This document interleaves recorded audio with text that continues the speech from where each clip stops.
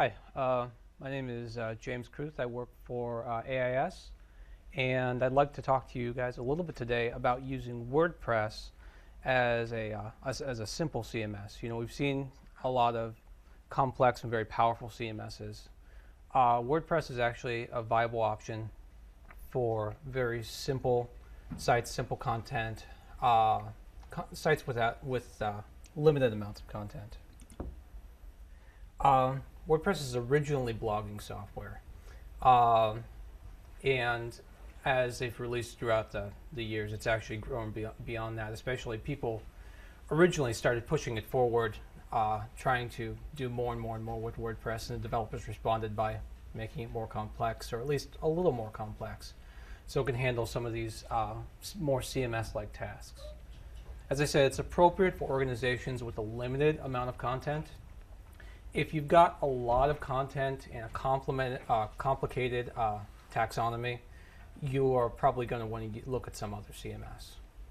And because WordPress is incredibly popular, I'd wager probably everyone in the room has heard of it at least once. Support is readily available. You can easily find someone who has at least used it before, can help you out a little bit with it. Now, I'd like to start by talking about hosting requirements. We've got some great hosting options on campus here. It requires PHP and MySQL, basically the LAMP stack.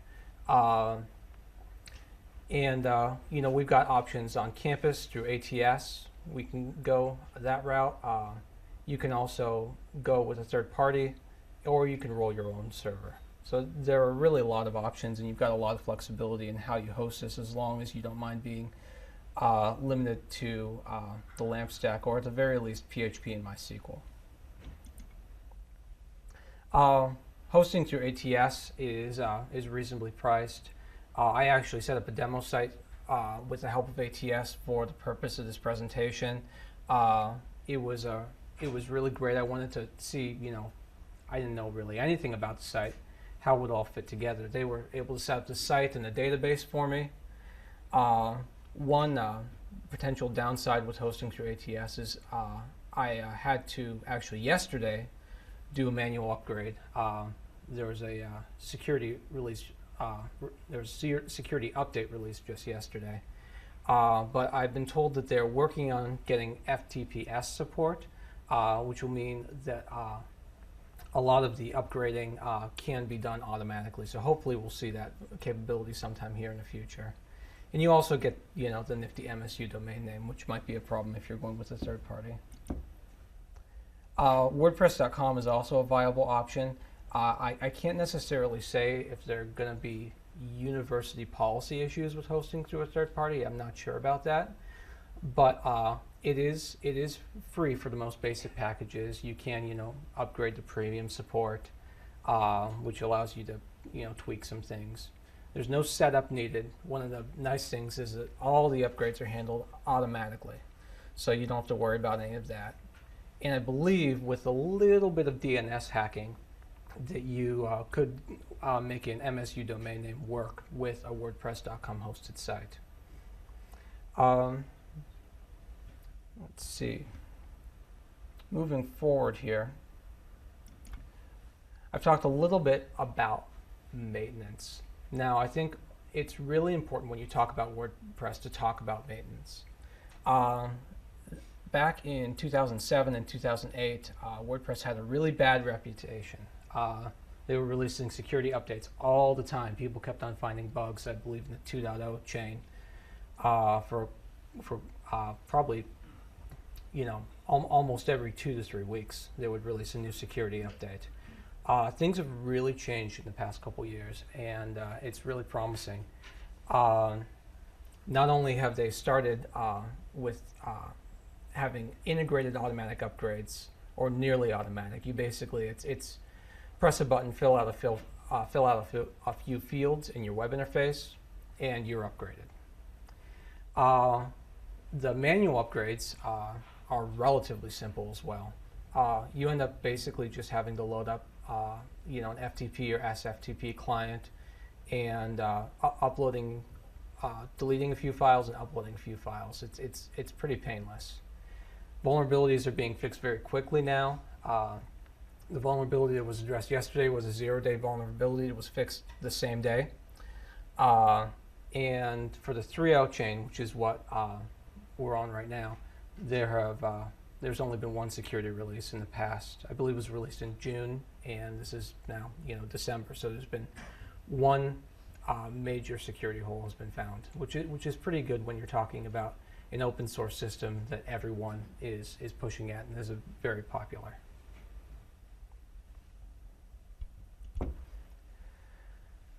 In WordPress, like I said, there's not a really complicated taxonomy.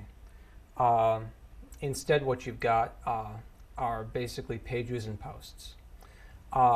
With pages, which is what most of your CMS content is going to probably be based around, if you're just trying to build a static site, you can create a basic hierarchy with pages. That is, you can have pages that are children of other pages, and the menus are automatically updated. This is all actually very easy and very automatic. Posts are more of a time-based thing. For instance, if you want to run a blog or if you want to have announcements or events, when you're organizing posts, you can use categories and tags. Now, the difference between categories and tags is kind of esoteric. Categories are more high level, tags are more low level, but you just sort of have to feel out exactly what you want to use. And there's a lot of documentation on sort of trying to find the best practices for categories versus tags and how to best create content. And you've also got a WYSIWYG editors. All of these other CMSs have. I'd like to go into the CMS for a second.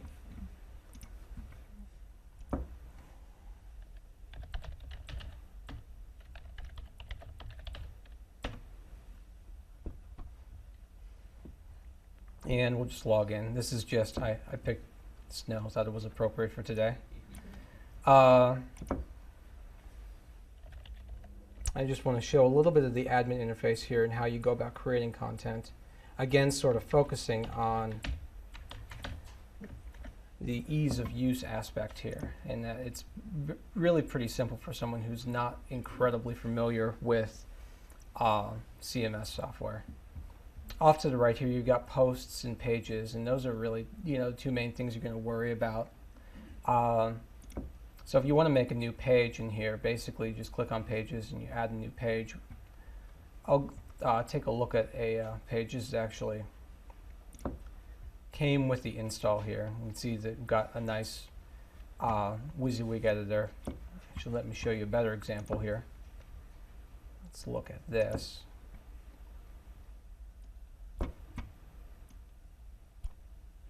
And again, this is nothing that you haven't seen before, but it makes it very easy for someone who's not very familiar with web applications, markup, those sorts of things, to make relatively complex pages here. And if you ever need to go into the HTML, it's there in case you need to touch it. Now, there's also user management tasks here, and whoops, I did not want to do that.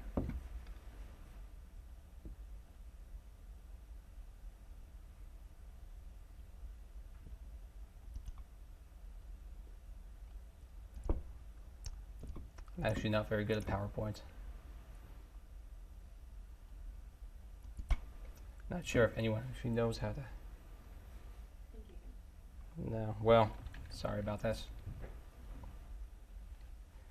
I'm a programmer, not a Microsoft Office user. Users can be added and removed very, very easily.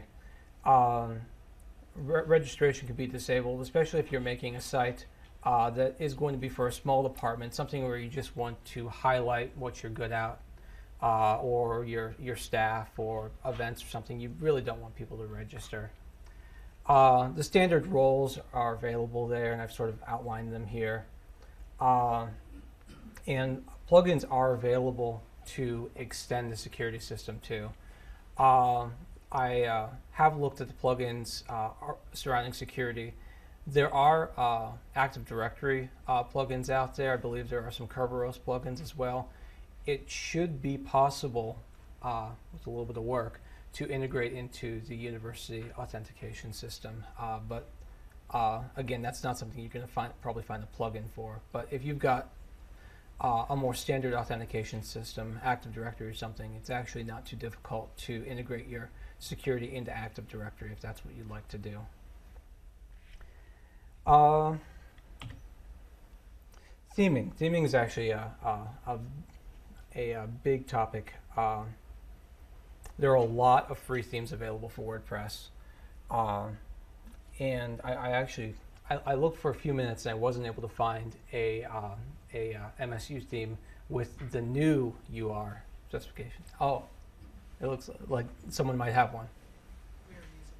Excellent, excellent. But there are a lot of themes out there, and it sounds like there is an MSU theme out there as well. There's probably quite a few. Creating custom themes, though, is actually very easy. You can design your theme in HTML and CSS. You can, and then for certain areas, content areas, you basically just replace your content with a snippet of PHP code. There's a lot of documentation on this on the WordPress Codex, and it's something that is just it ends up not being incredibly difficult to do as long as you're comfortable with HTML and CSS. There's also a lot of themes for sale. There are a ton of theme marketplaces, and themes can be automatically uploaded by your users via FTPS if that's enabled at your site. And I actually put a note in here. I wasn't sure if you might have it in the works to be making a WordPress theme, or if someone else might know of one out there, but I wanted to mention it. And it looks like there may be one out there. So,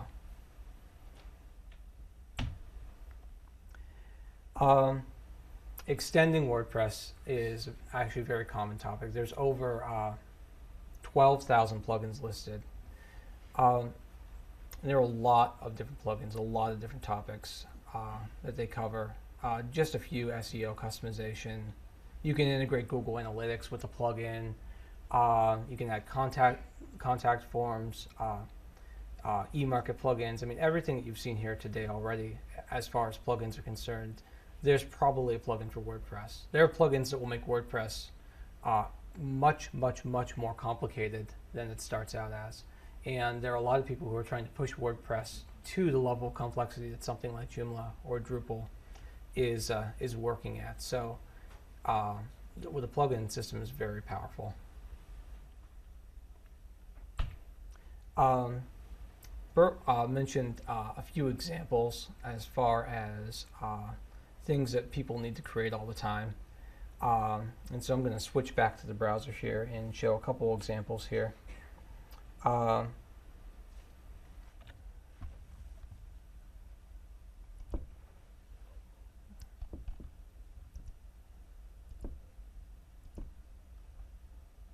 One was just a staff directory. Now, this is something that I've just manually created, and this is nothing fancy at all. This also only took me about 5 minutes, maybe less. It probably looks like it took me 5 minutes. But the fact is that this was very easy for me to create, just very quickly. And again, you can go into the editor here and see that this was just manually created. Now, there are plugins available to do this. In fact, actually, if you add users to the system just by adding a new user here, you can add your entire staff into the user system, and then there are plugins available to actually automatically generate a members list or a staff directory or something. And so if you had more than a couple people that you wanted to list there, that would be a better option to go with. Another thing that was mentioned was taking care of events and in updates. And this is where using the post categories can, or the post type can come into play. You can easily have, I believe this lists like the 5 most current events right here, and you can easily create a new event. In fact, I'll go in and do that right now. Now these are just posts. I'm co-opting what you would think of as a blog post here, but it makes sense in this context.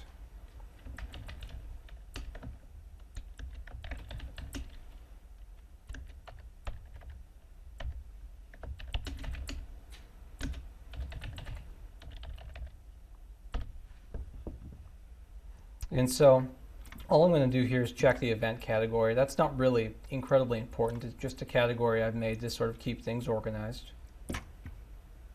Uncheck comments and trackbacks because, again, we're focusing on a static site here. And now that I've done this, it should be no surprise. This is all updated.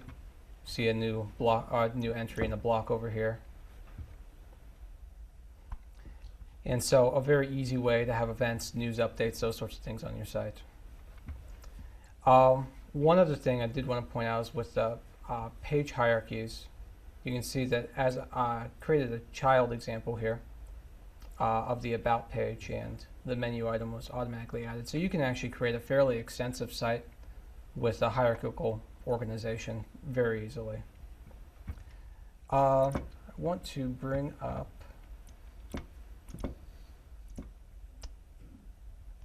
and some of these are a little bit difficult to see, but there we go. Documentation, codex at wordpress.org has a lot of documentation. There's an open demo at the PHP open source CMS.com. They actually have a lot of CMSs available on open demo that reset every so often. And there's also a WordPress Lansing meetup. So there are a lot of resources out there for you to learn about this and to discover other people who are using the software as well.